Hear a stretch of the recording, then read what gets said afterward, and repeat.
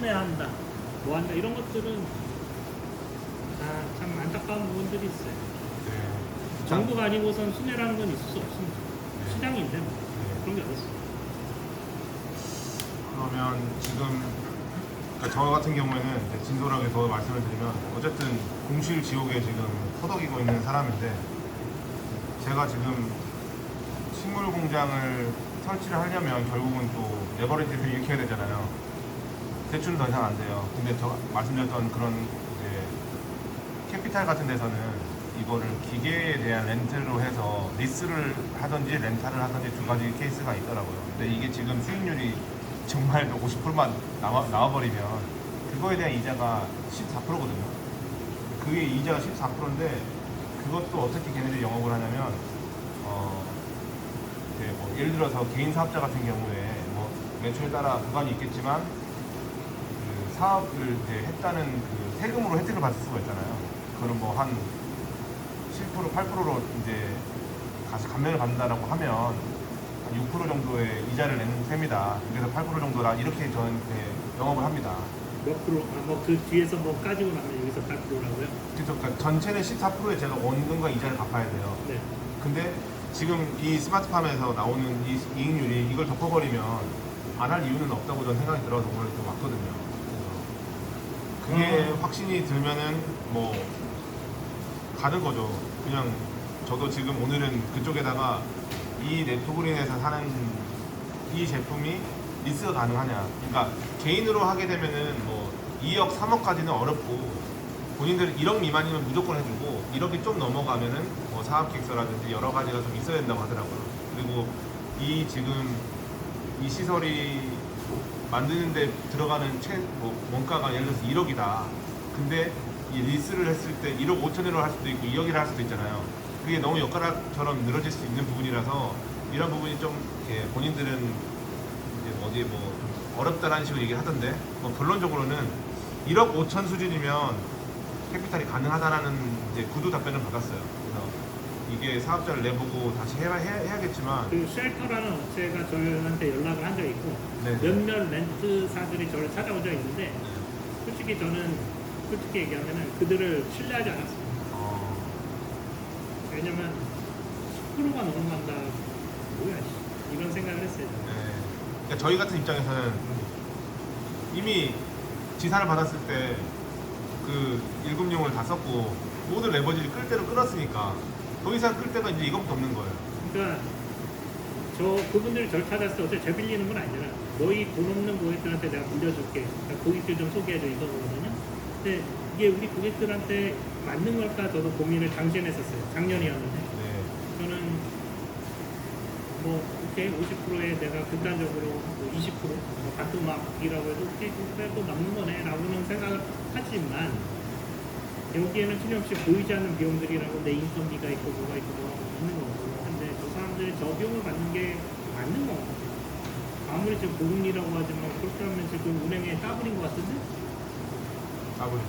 그건 너무하지 않나라고 생각해서 사실 저는 회의적인 시각으로 제가 보니까 주식 연락처에서 설정업자가 제가 차단해놨더라고요. 그분이 저한테 그런 얘기를 하더라고요. 설치가 진솔하게 나중에 또 만나 얘기했지만 콧대가 너무 높으시다. 그렇게 표현을 하더라고요. 근데 만약에 그게 어쨌든 지금 저 같은 입장에서는 은행 대출은 기대할 수 없는 이제 수준이고 이런 그러니까 부분이- 제 입장에서는 네. 그분이 이렇게 해야지. 내가 너희 고객들 돈 빌려서도 돈 벌 건데 뭐 깨끗한 돈 벌겠다는 거야? 너는 돈 벌 생각 없어? 너 콧대 너무 높은 거 아니야? 라고 생각을 한다고 얘기하면 저 콧대가 엄청 높습니다. 그러면 왜냐면 제 기준에 의해서 그래서 제가 아예 이 사업을 하지도 않았어요. 제가 이 사업을 하는 이유는 진짜로 미션이라는 것을 믿고 있기 때문에 제가 이걸 하고 있는 거예요. 그런 건데 고객들이 내 입장에서 리스크 프리예요. 그렇잖아요. 여러분들이 빌리는 건데 뭐 나한테 뭐 리스크 그럼 진작에 내가 무슨 잘하지. 내 매출 못하는데. 근데 제가 곧 죽어도 그거를 잘하는 그런 의미에서 콧대 높은데 내가 보기엔 너무 높아 보였어요. 내가 보기에는 당신이 그렇게 급한 사람들 가지고 그렇게 좋은 장사하는 거 아니야 라는 생각이 들어요. 솔직한 얘기. 네. 여러분들은 필요해서 해서 제가 죄송한데 저는 우리 고객들한테는 사실은 별로 추천은 안 하고 싶었어요. 네. 이제 솔직한 심정이에요. 그게 맞죠. 그럼에도 불구하고 선택을 하시겠다고 하면 제가 말리진 않겠습니다. 근데 더 나은 옵션보다 그게 차선, 아 이래주구나 저래주구나 해보고 차기여서 살아야죠. 그런 입장이라고 말씀하신다면 저희가 할 말은 없고 더 어떤 무거운 책임감을 갖고 저는 임할 텐데 어쨌든 저분들이 하시는 비즈니스는 당시에는 저는 그렇게 공감하기 어렵다. 그리고 내가 그렇게 해서 돈 매출이 급하다고 해서 그렇게 막 우리 고객들 때 저거라도 쓰세요라고 추천하고 싶진 않았어요. 그게 제 직업적 양심입니다. 네. 감사하네요. 그 얘기 듣고 나니까 더 재수 없어서 안 해주고 싶네요. 이건 절대로 못 올리겠다. 진솔한 얘기 해주셔갖고 네? 진솔한 이야기를 해주셔갖고 저희가 그리고 이게 지산이 아니고 일반 그뭐 대지에다가 하는 게 조금 더 낫지 않아요? 뭐 스펙트럼 LED도 마찬가지고 그다음 뭐 태양광을 일단 좀 쓸 수 있으니까 뭐 그런 일단은 부분도 다 해서 농지를 쓸 수 있다는 건 굉장히 큰 장점이에요. 왜냐면 그게 더- 한국에서 가장 싼 부동산이니까요. 그래도 좀 유리하지 않나? 유리하고 단지 이제 단열이 할 농업용 창고, 가설 건축물 같은 걸 지으는 별도의 비용이 발생하겠지만서도 뭐 장기적으로는 그게 더 저렴한 투자라고 저는 믿고 있는데 문제는 저도 알고 있습니다. 하도 이런 분이 찾아오시고 뭐 해서 저도 나중에 조사를 해봤죠.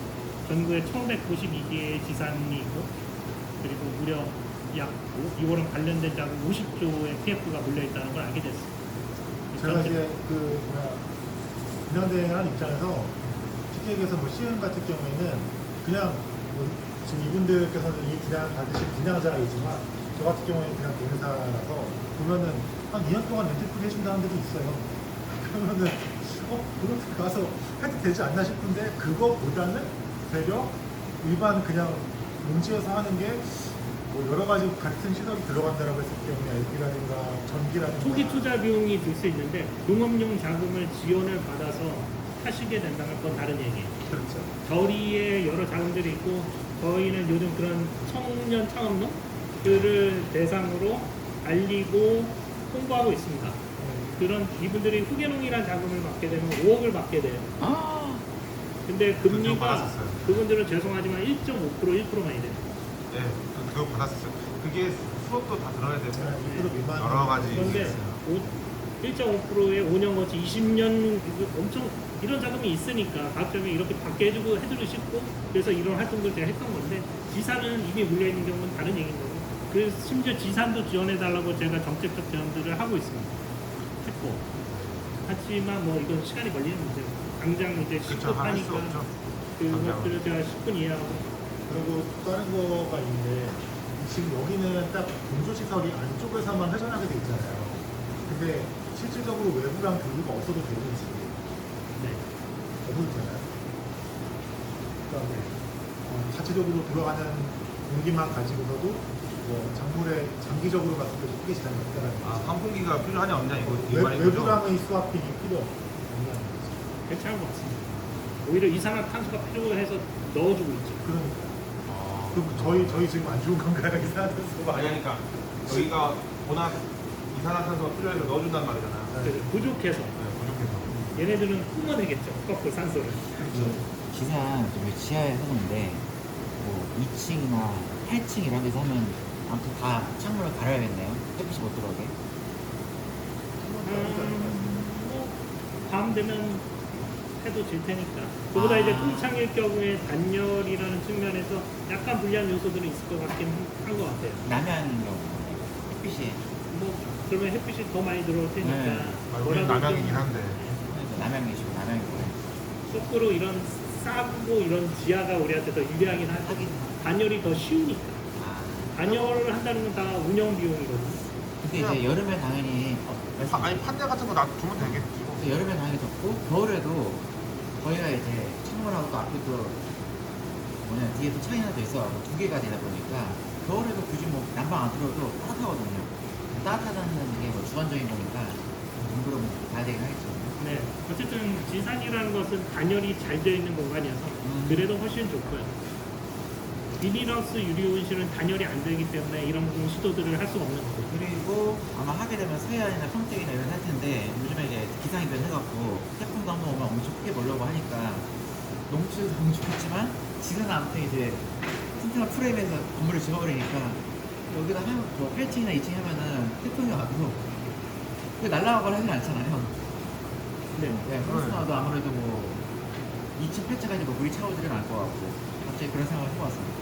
맞아요. 이게 어쨌든 저는 이게 한국형으로의 스마트팜이라는 게 노지에서도 할 수 있는 거거든요. 그렇죠. 미국 같은 애들은 이런 거 말고 막 위성 쏘고 막 드론 쏘고 막 트랙터가 AI로 해가지고 운영되고 막 이런 거 해야 되고 한국같이 이 코딱지만한데 70%가 산지인데 나무부터 아열대로 밀고 올라오는 기후에서는 맞아요. 그리고 205만 명의 농민 중 100만 농가가 대부분 70%가 1,000만 원을 못 벌고 있거든요. 농업으로. 그런 곳에서는 사실은 조그만 농업 면지에서 어떻게 해서든 수익을 날 수 있는 것에 대한 고민을 제 나름대로 치열하게 한 거예요. 그리고 큰 자금 안 들여서. 자, 후기는 5억 주면은 돈 벌 수 있을 것 같으세요? 못 벌어요. 몰라요. 땅 사고 뭐 비닐하우스 짓고 하자면 끝나요. 솔직히 그걸로 땅 사가지고 투자하려고 하는 분들이 제가 봤을 때 절반 이상이더라고요. 제가 이상한 발언을 내서 이게 편집돼서 안 되실 것 같긴 하지만 참 괜찮습니다. 그 뭐 트랙터 부분들한테 제가 막말해서 미안한데 먼저 뭐라 그랬으니까 아, 이게 더 진솔하게 다가가면 더 좋은 거죠. 그 5억 그러니까 이게 농진청이 발표한 거예요. 302.5평 1아르라고 하죠. 1아르의 시설원이에서 상추를 기르면 연소득이 그러니까 1기작이 상추가 500만 원대예요. 보통 한 3기작 한다고 나와 있거든요. 그러면 1,600이라는 거예요. 그렇다면은 거꾸로 해서 이거 해서는 한 요 정도 번다고 하면 요만큼 하려면 4.3배를 하우스를 져야 되니까 1,309평을 필요하기 위해서는 최소 1억 1천은 들고 이게 한 7천만 원대 들거든요. 이것저것. 건폐율이 얼마인지 모르겠지만 뭐 어쨌든 한 2,000평 정도 땅 필요하다고 치고 땅은 뭐 저렴하게 10만 원이라고 치고 비싼 데도 있겠죠. 어쨌든 투자비가 훨씬 더 듭니다. 그러니까 대농은 벌 수 있는데 시설원예에서 청년들 아니면 5억 언더의 자금으로는 농업에서 돈 벌 수 없어요. 그러면 누군가는 한국형 소농들을 위한 솔루션이 필요하다고 저는 생각을 하고 그러기 위해서는 시설 비용도 낮추고 솔루션도 있어야 되고 유통도 있어야지만 돈을 벌 수 있는 구조가 승분환이 나오는데 이거는 정부는 돈 주잖아요. 그러면 할 일 다 한 거고 민간에서 이런 솔루션을 제공을 해줄 누군가가 있어야 된다고 저는 믿고 있어서 이 사업을 하고 있습니다. 근데 원래 전공은 데이터 분석 하셨으니까 전혀 농업하고는 상관없는 이제 일을 하셨었나 보네요. 제 소개를 드리면 네. 저는 이제 회사 다니다가 그 스타트업 씬에 들어온 건 한 10년 됐고요. 그래서 이런저런 역할들을 했습니다만 이 그린랩스가 아까 말한 그 회사고요. 그 제가 하는 일은 사실은 사업 모델을 구축하고 사업 개발을 하는 일이 제가 해왔던 일입니다. 줄곧. 그러니까 돈 버는 구조를 짜는 일. 쉽게 얘기하면 제가 해왔던 일이고요. 그 얘기하시는 데이터와 관련된 일들은 이분이 하십니다. 동국대학교 교수님이시고 저는 이것들을 어떻게 하면은 돈을 벌 수 있는지에 대한 고민을 하고 만들고 있고 얘는 지금 여기서는 뭐 전혀 안 보이는데 원래 같은 건 안 생겨요. 원래 생길 수 있을 겁니다. 그런데 그러면은 뭐 이렇게 노량이 다른 거에 막 죽고 막 이럴까 막 그런 것도 좀 제가 몇 년간 해본 경험으로는 거의 없고 이런 것 같아요. 집에 있으면 목이 더 물리는데 밖에서 많이 물리잖아요. 그런 느낌이에요. 그리고 뭐 생겨서 빠르게 대처할 수 있죠. 거기만 밀어버리면 되니까. 그러면 이제 그 고장 났을 때 만약에 그런 건 어떻게 AS가 돼요? 이 뭐, 기계를 만약에 5만 설치하면 가지의 경우일 수가 있겠지만은 일단 우리가 얘기를 할 겁니다. 우리가 가서 볼 거고 그 방법을 찾을 겁니다. 그거에 대한 이제 뭐 결국은 이제 회사랑 계약을 하게 되면 그런 건 다 어느 정도의 그 프로세스가 있겠네요. 장치가. 컨트롤할 게 있지 않을까 싶은데 조항이 잘 기억난답니다만 기본적으로 지금 제가 얘기한 서비스의 대부분 것들이 제가 하지 않아도 되는 것들이에요. 그런데 그렇게 하나하나 따져가지고서는 어차피 서로 실패할 겁니다. 그 어떤 식으로 서로 상생할 수 있는 구조가 있느냐가 중요하고 그래서 제가 절대로 여기 오신 많은 분들이 수매 얘기 이제 프리세일 있기 전에 했지만 한 번도 제가 수매한다는 얘기를 한 적이 없어요. 알기 위해서. 왜냐면 말이 안 되거든요. 재배돼서 수확까지는 해야 이제 뭐 풀세에서 돌아가는 수확까지는 저희가 이제 해야 됩니다. 저희의 가구는 당연히 재배도 저희가 솔루션을 드리니까 시설 다 이런 것에 대한 깊은 책임감을 느끼고 하고 있는데 실상의 업체들을 직접 해보시면 아시는데 저는 사봤으니까 몇 업체를 센서 업체 따로 있고 뭐 있고 다 따로 있어요. 이것을 SI로 해서 사긴 하지만 사오는 거거든요. 마진 또 붙여서 그러니까 또 그게 대가가 뛰고 보통 이 개인들한테 파는 건 없어요. 대체로는 지금까지는 기업들이 해왔던 영역이란 말이에요. 시장 자체는 이렇게 고급형으로 하는 사례가 처음인 거예요. 이런 시도들을 하고 하는 거예요. 유통 모델도 그렇고. 그러니까 이런 겁니다. 여러분들이 카페를 창업하려고 하는데 인테리어 업자한테 팔아줄래? 수매줄래? 아니면 이거 하고 나서 뭐 커피 이런 거죠. 근데 그런 부분에 대해서 구조 자체를 우리가 우리의 수익 모델과 여러분들의 수익 모델을 일치시켜놓은 것이고 그렇게 의도 자체가 그렇게 되어 있어서 그게 더 바람직하고 더 설득력 있지 않나 저는 믿고 있어요. 저는 저를 위하는 게 여러분들을 위하는 거